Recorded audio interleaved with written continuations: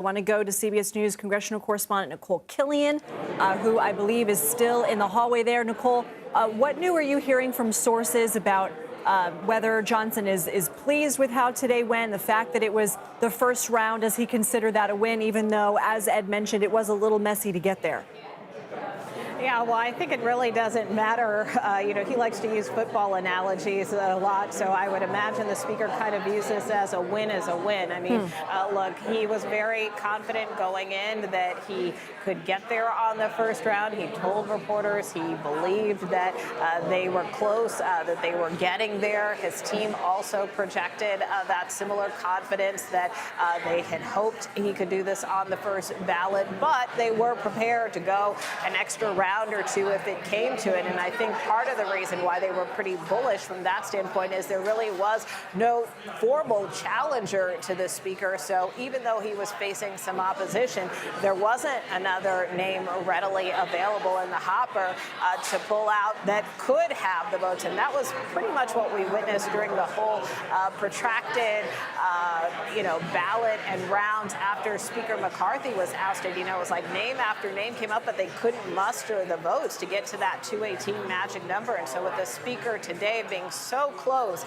it really came down to being able to flip not only those holdouts who didn't necessarily support the speaker the first go round with the roll call, but then came back and did support him, but then those additional holdouts who uttered a different name during the roll call vote. And so being able to flip people like Ralph Norman and Keith Self were critical to the speaker being able to secure the gavel for a second time around. I did earlier speak with Georgia Congressman Rich McCormick, who was wavering in his support a couple of days ago, but ultimately decided to back the speaker. I spoke to him kind of during this period of suspense when we were waiting to see what happened. Take a listen to what he told me.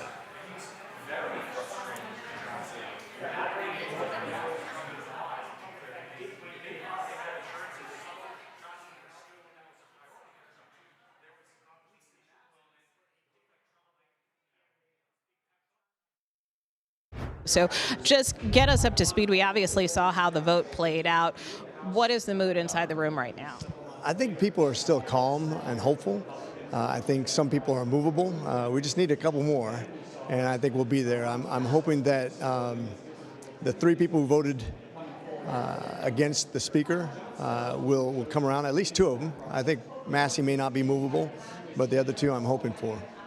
And what was your reaction to Chip Roy and some of the other members? Obviously, they did not specify their choice kind of on the first roll call, but then the clerk came back and, we heard Roy, Andrew Clyde, and others who said that they do now back the speaker.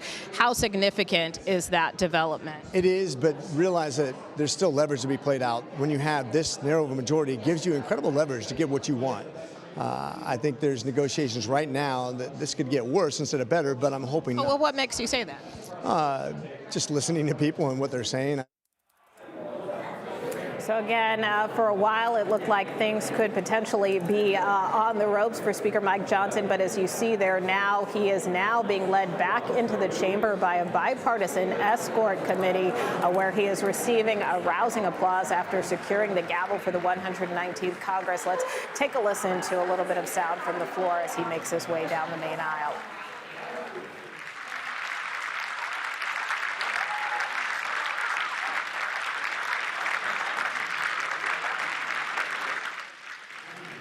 Thank you so much for that, Nikole. We appreciate all of your reporting. I do want to go now to our CBS News congressional correspondent, Scott MacFarlane.